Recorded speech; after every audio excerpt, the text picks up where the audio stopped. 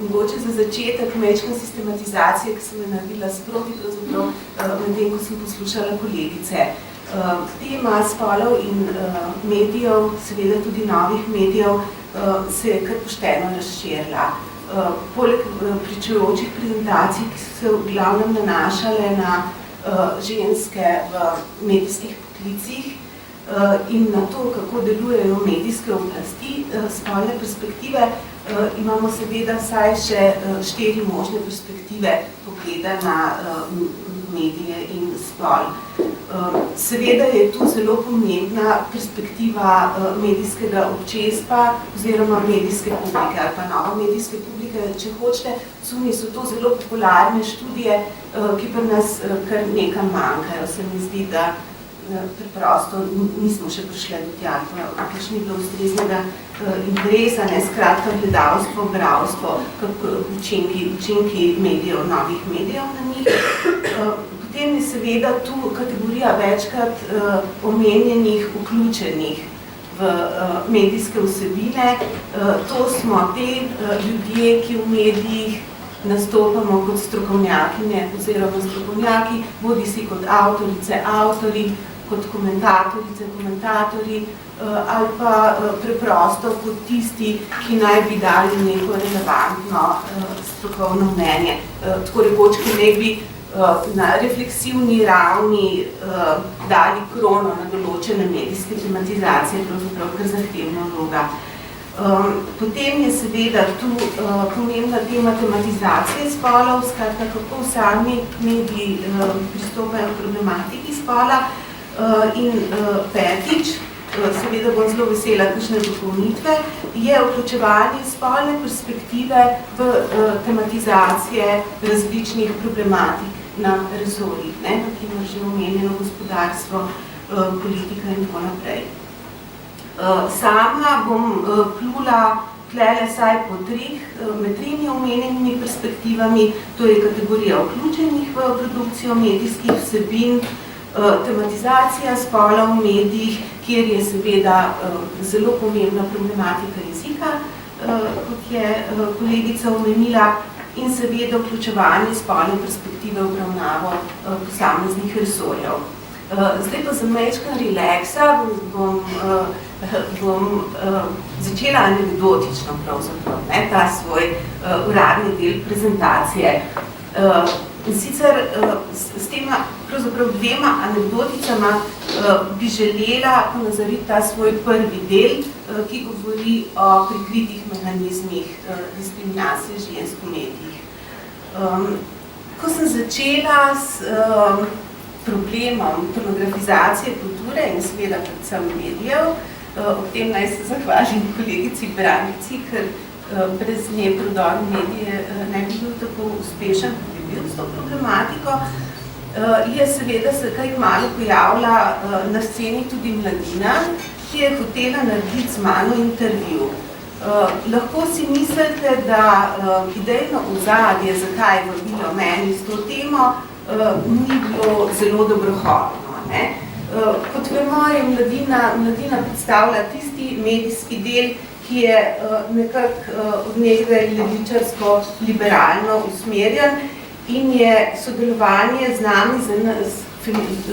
nami, za nas feministke, pogosto podobno biti v posteli sovražnika, če uporabim to lepo angleško frazo, če jo prevedem. Ko sem vprašala, koliko prostora imam za odgovore na vprašanja, je bil ta obseg blazen. Jaz se zelo čudila, kdaj pa imam jaz to prostora, pravzaprav v mladini, na kar se je izkazalo, da je ta ponudba seveda močno zainteresirana. Kajti med mojimi odgovori je bilo potrebno najti tiste, ki bi moje početje za koregulacijo pornografije stigmatiziralo. Skratka, takih vprašanj je bilo najbolj, takih odgovorov je bilo med 20 približno 5. In od tistega blaznega obsega sem pristala na polovici strani. Zraven je bilo treba narediti seveda tudi fotografijo. Kam mislite, kam je hotel postaviti fotograf? pobiram odgovore, nagrada sledi. Ne v poslu. No, kam spada ženska, če vzamemo v zakup tradicionalne spolne vloge? Kuhinjo, ja. In sem imela 5-minutni fajt s fotografom, da sem dosegla to, da mi ni fotografiral v kuhinji, ampak na kavču, kjer so bile v zadju neke umetniške slike, ne, skratka, da sem dobila prostor v neki spodobni scenariji. To je prva anekdota, naslednja je pa majčkeno bolj subtilna. Opisala sem jo že nekoč za Media Watch, ampak bi vseeno prosila za majčkeno pozornosti in razumevanje, empatijo. Šlo se je za prispevek v eni od kulturniških oddaj na javni televiziji. Tema je bila uspolnjenje, seksualizacija žensk, skratka položaj žensk v sodobni kulturi. In ko je pristopil k meni kamerman in me hotel ozvočiti, ko je bil še 1 meter pred mano, rekel, oprostite, približal se vam bom. In jaz sem se v tistem trenutku začela počutiti kot ugandelo, prostitutka. Zakaj? Ker je profesionalno gesto nekaj, kar je samoumevno v medijskem procesu, tako nabil z neko patetiko v smislu spolne razlike. Ne? Skratka, k meni je pristopil kot vedami, narekovaju, ne? In je vzel zares, ne, oziroma vzel je iz medijskega konteksta neko medčloveško situacijo, kjer če človeka ne poznaš, se mu moraš seveda zelo previdno, telesno približati. Ne? Ampak ker je to padlo ven izmed običajnega medijskega mehanizma, sem jaz to dejansko, to, kar je on razumel kot neko gesto blazne vljudnosti, jaz razumela kot ponižanje. Zakaj? Ni me vzel kot profesionalko, ne, tokrat poklicno, ne cestno,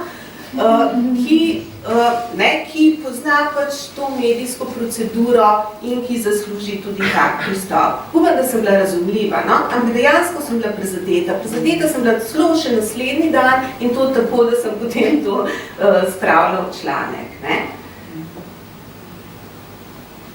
Teh mehanizmov, bolj ali manj subtilnih, je seveda v medijih kar precej in tle se pač normalno zelo razlikujejo audiovizualni mediji, audio mediji in pač tiskani mediji. Zdaj, če navedem mogoče sam nekaj teh prikritih diskriminacij, televizija, ne, kot sem bila že razumljiva, ne, kam se vas postavi, kako se vas pozicionira. Potem posnetek. Enkrat se mi je zgodil, by the way, tudi to, da so me posnemali, da so me posneli, ne, to pa ni bilo za televizijo, ampak za časopis, od spodaj na vzgor, kar pomeni, da sem dobila totalno fašistoidne poteze. Probite to, igrajte se, ne, če fotografirate. Kakšen izraz dobi človek z različnih kotov, ne, če je ta kot zelo drastičen. Ne. In ta posnetek, spodnji rakurs, ne, so me potem poučili, fotografij je nekaj, kar da človeku fašistično podobo. Ne? In ko govoriš o pornografiji, pornografizaciji kulture, je seveda zelo primerno, da te naredijo bodisi za gospodinjo, ki iz moralističnega vidika je nekaj peni, ali pa za fašistko, ki hoče cenzurirati družbo tako, ne, sploh glede seksualnosti, da nihče več ne bo mogel v njej preživeti. Kaj se vam dogaja v tekstu? V tekstu se vam lahko zgodi zelo dober prijem diskriminacije in preobračanja vsebinskih poudarkov in na primer to, kar se mediji vzamejo za pravico, brez konzultacije spreminjanja naslovov. Tle moram pohvaliti Brankico, čeprav je kdaj spremenila naslov, ampak nikoli se nisem počutila prizadeto, vedno se mi je zdelo tega na boljše vam, kot sem sama. Ne? Ampak, na primer, če pa greste na ostale medije, je korektno navajanje naslova ali pa spreminjanje naslova prej izjema kot pravilo. Zgodijo se vam lahko še hujše stvari, da vam vtaknejo v stavek besedico ne in vam preobrnejo pomen, že spet dokazljiv primer mladine. Ne? Skratka, te posegi so lahko bodisi subtilni, kot je bila ta, naprimer, s posnetkom od spodaj, ker pojma nimaš, kaj se ti bo zgodilo, ali so pa to tako brutalni, da ne moreš verjeti, da si novinarka, novinar ali pa uredništvo to lahko dovoli. Teh primerov je kar še nekaj. Ne? Naprimer, če vzamem radija, še nisem omenila, naprimer, pokrivanje glasu. Ko začneš govoriti vsebino, ki se ne zdi več primerna, pokrijejo tvoj glas, bodi si špikarca, špikar ali pa glasba. Ali pa, naprimer, če pa grem na televizijo, včasih pride do zelo brutalne prekinitve, verjetno ste tudi same že opazile. No? Včasih je seveda ta brutalna prekinitev plod zapleta respondentke, respondenta, velikokrat pa tudi uredniškega posega. Skratka, to, na kar naletimo v medijih, je dejansko že konstrukcija. Skratka, tudi če ste kot ženska, ki konstruira za medije in zato za javnost neko temo, tudi če ste že povabljene, je potem zelo vprašljivo, kaj s tem naredijo. In sama sem se zdaj že kar po dolgoletnih izkušnjah z mediji naučila to, da so moji stavki precej kratki, jedrnati, zato da tudi, če so vzeti iz konteksta, se ne morejo zlorabiti na te najbolj očitne načine. To je zaenkrat, kar se tiče prvega dela, precej poljubno, drugi del, a smem vprašati za 5 minut, drugi del je seveda jezik, skratka, kako se konstruira sam spol v medijih. Ne gre za spolno perspektivo, ki jo vnašamo v druge resorje, ampak res konstrukcija spola skozi jezik. Ta tema je precej obsežna, mogoče naj za začetek vendarle povem neko teoretsko misel. Jezik je obenem sistem, to vam bi rekel Umberto Eco, ali pa diskurs. Kar sem nekaj zgruntala s pomočjo Foucaulta sama in tudi utemeljila v določenem članku. In če je jezik, skratka slovnična pravila, jezik kot sistem, diskurs, običajen diskurs, kaj to pomeni? Da je pogojen, da je nastanek teh slovničnih struktur, skratka slovnice, leksike in tako naprej, pogojen z določenimi družbeno-kulturnimi okoliščinami. Zelo preprosto.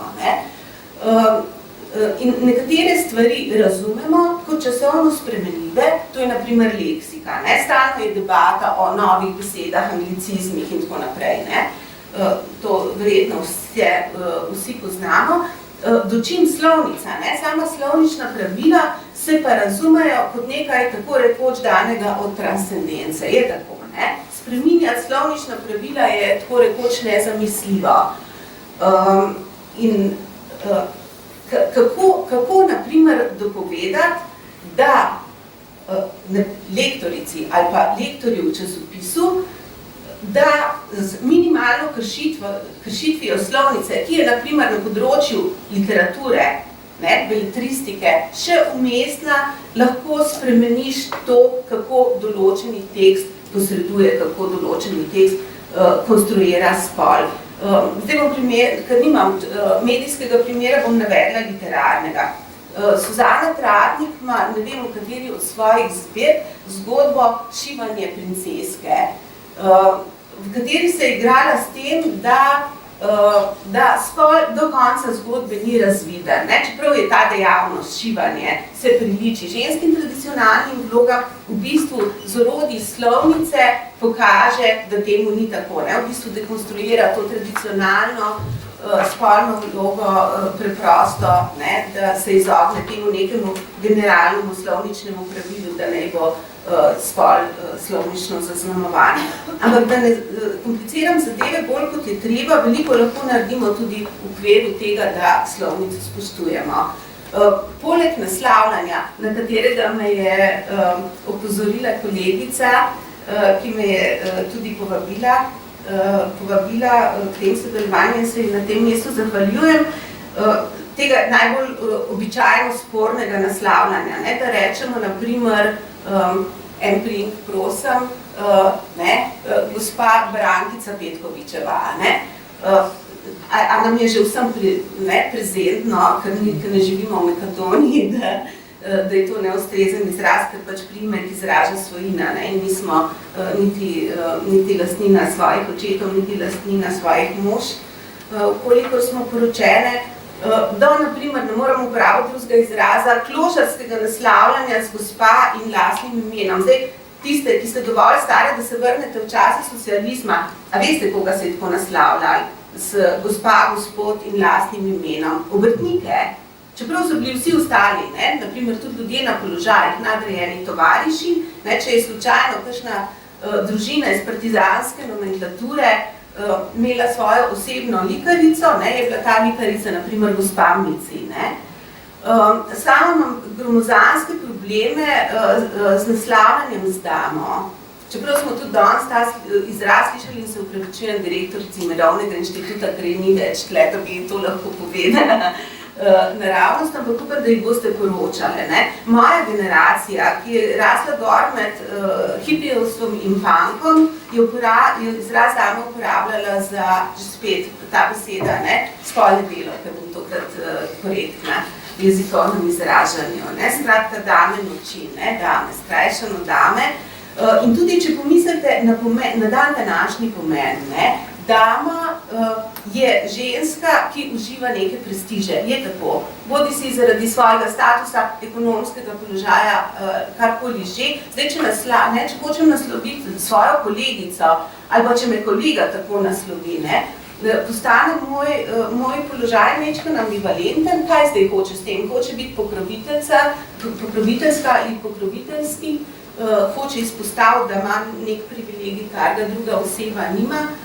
Ni mi čisto točno jasno, kaj s tem hoče. Vem pa, na osebni ravni, če sama to slišim zlasti od kolega, da se počutim pravzaprav, kot da me hoče degradirati, da hoče biti do mene pokroviteljski. In še nekaj, kar se mi zdi pomembno za ta moj kratki razmislek, je to, da nimamo moškega korelata. Kolegica je uporabila izraz dame in gospodje, ampak ni ustrezno. Gospodom ustrezamo gospe, če že hočemo biti gospe. Da ne omenim grede še naslavljanje svojega sektorja, raziskovalskega, ali pa naprimer predavateljskega, akademskega, kjer naj ne bi naslavljale svoje kolegice ali pa študentke naj nas ne bi naslavljale s profesor Šribarjeva, ampak naprimer profesorica Šribar. Zdaj, po mojih lastnih izkušnjah imamo tlele na tem področju naslavljanja, imam problemov tiste, ki delamo v humanistiki in družboslovju kot naravoslovke, ki same nekako hočejo biti profesor in tudi, ko jim pove za ta problem, bojo v naslednjem hipu rekle, po stavku, sej se zavedamo, da smo profesorice, ampak čez eno minuto se bojo že same naslovile, kot naprimer ne biolog, ampak fizik, ne bojo rekle fizičarka, kot da bi ženska oblika samostalnika pomenila degradacijo tega njihovega delovnega področja.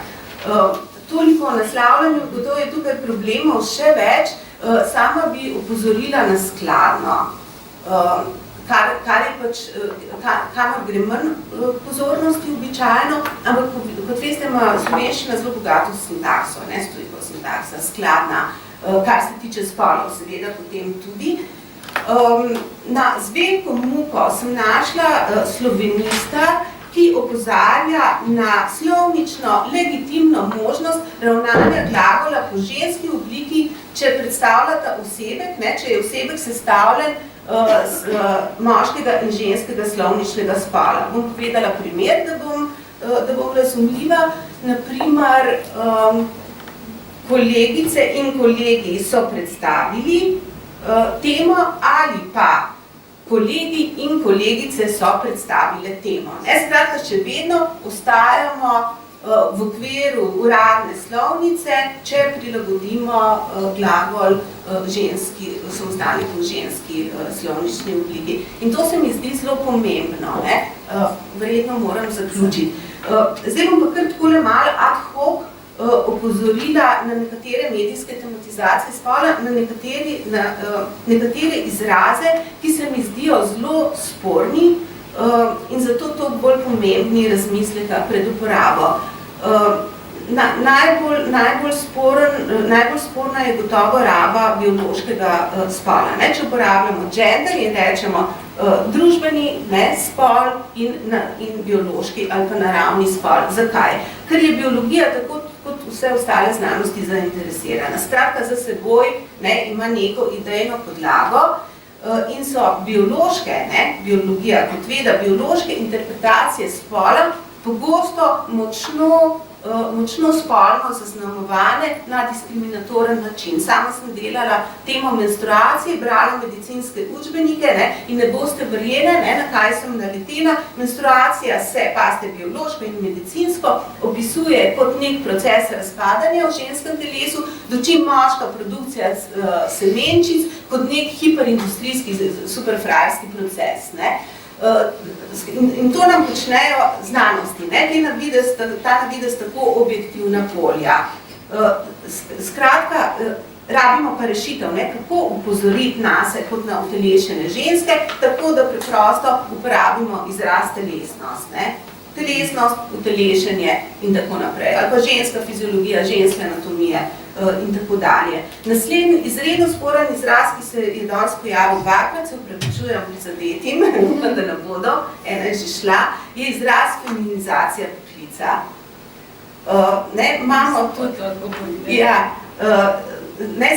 Zakaj uporabljati izraz feminizacija, če že spet nimamo moškega kontrapunkta, čeprav obstaja, ne bom zdaj govorila o primerih, ampak de facto obstaja, kajti s to uporabo, kot je bilo rečeno, to se navezuje na degradacijo poklica, je sočasno komplementarno z degradacijo poklica in degradira, v bistvu reproduciramo to degradacijo z uporabo besede feminizacija. Zakaj to uporabljati, zakaj to ne opisovati drugače? Zelo preprosto, saj se da. In še nekaj, tokrat bi se navezala na kolegico Maco in Maca, tebe nagovarjam, prosti. Ampak kaj si piše? Menila je, kako ženske v medijih, tudi če se znajdejo na vodilnem položaju, same reproducirajo spolno diskriminacijo v medijih. Seveda je spol obenem utelešenje kot tudi položaj. In ko začnemo govoriti, naprimer, o tem, kaj se nam v določeni poklicni sferi dogaja, ne smemo reproducirati gostilniški govor in reči, naprimer, najhujši šef je šefica. Kot da ženska ne sme prevzeti avtoritarne vloge, kot da je ženska telesnost to preprečuje. Pazite, zdaj ne zagovarjam tega, da je ženska avtoritarna na nelegitimen način, ampak na to, da ne smemo na tej bolj reflektirani ravni ponavljati gostilniškega govora, ampak se od nas vendarle pričakuje malo več refleksije. Skratka, ko rečem, spol ni samo utelešenje, ampak je tudi položaj, pomeni, da in ženske, in moški, in drugi, če gremo nadalje po družbenih delitvah, lahko zavzemamo položaje drugega, privzemamo lastnosti in o tem nam govori tudi kategorija medpresečnosti. Če upoštevamo skupek družbenih delitev, ki doleti neko družbeno skupino ali pa posamezno osebo, se seveda kot ženska kaj lahko znajdem nekje na nekem vrhu hierarhične lestvice. Ali pa, naprimer, če sem pripadnica etnije, to ne pomeni, da me to razrešuje kakršnekoli kritike. Je res, dober primer je ravno seksualnost in vedenje, naprimer, na področju seksualnosti. Toliko, v bistvu nimam kakšne pametne zaključne misli, upam, da se bo porodila skupno v feedbacku.